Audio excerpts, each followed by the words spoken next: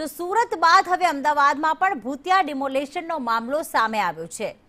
નાના ચિલોડામાં દુકાનો પર બુલડોઝર ફેરવવામાં આવ્યું હોવાના આક્ષેપ, જેમાં દબાણ દૂર કરવા એએમસીના લોકો આવ્યા હોવાનો દાવો કરવામાં આવ્યો છે। જો કે એએમસીએ આવી કોઈ કાર્યવાહી કરી ન હોવાનું સ્પષ્ટ કર્યું છે। તો સવાલ એ છે કે એએમસીના નામે બુલડોઝર આખરે કોણે ચલાવ્યું?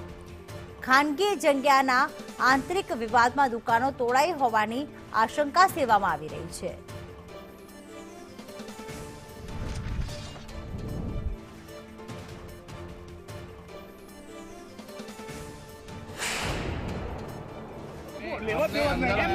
કોર્પોરેશને તોડ્યું ને? હા, કોર્પોરેશને તોડ્યું। બરાબર, કોર્પોરેશને તોડ્યું ને એવું કઈ મારી વાત હમણાં મારી હોટલ હતી તમને ખબર છે ને? અંદર સામાન હતો ખબર છે ને તમને? અડધી અમે આયા ત્યાં તૂટેલી હતી, અડધો સામાન પડ્યો તો ખબર છે ને તમને? બરાબર, તમારા માથે રહીને તોડાવડાયું? ના ના, અમે માથે કઈ વાંધો ડિમોલેશન તો એકચ્યુઅલી કશું હતું જ નહીં। જે રોડની જે જગ્યા આવતી હતી, રોડ વાળા અમને જે માર્કિંગ આપી હતી, માર્કિંગ પ્રમાણે અમારી જગ્યા અમે પાછળ લઈ લીધી, આગળની જગ્યા અમને ખોલીને આપી દીધી।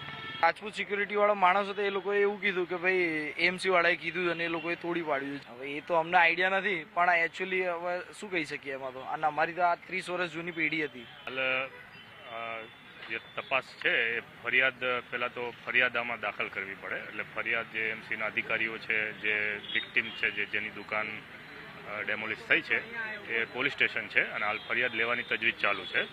ત્યારબાદ ફરિયાદ બાદ જે તપાસ થાય અને તપાસમાં જે કારણ બહાર આવે એ પછી જ આપણે કંઈક આમાં એક્યુરેટ કહી શકાય। થયું જે કોર્પોરેશન દ્વારા થયું નથી, ત્યાં અમારા અધિકારી ને ટીડીઓને બધા ત્યાં આગળ રૂબરૂ જઈ આવ્યા છે।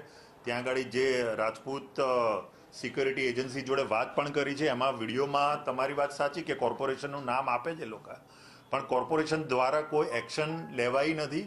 અને જેને પણ આ દુકાનોનું ડિમોલિશન કર્યું છે એની એ જે એજન્સી હશે એની ઉપર અમે પોલીસ ફરિયાદ પણ કરીશું અને એની સામે કાર્યવાહી પણ કરીશું, કારણ કે આ પ્રાઇવેટ જગ્યા હતી અને જે અમને જાણવા મળ્યું છે એ પ્રમાણે પ્રાઇવેટ માલિકીના આધારે આ જે ડિમોલિશન કરવામાં આવ્યું છે, તો એની ઉપર અમે જે પણ એજન્સી હશે એની ઉપર કાર્યવાહી। સુરતના વિવાદિત નાસિરનગર ડિમોલિશન બાદ અમદાવાદ શહેરમાં આવું જ એક વિવાદિત ડિમોલિશન કરવામાં આવ્યું છે। નાના ચિલોડા પાસે આવેલી 3 દુકાનો છે તે તોડી પાડવામાં આવી છે।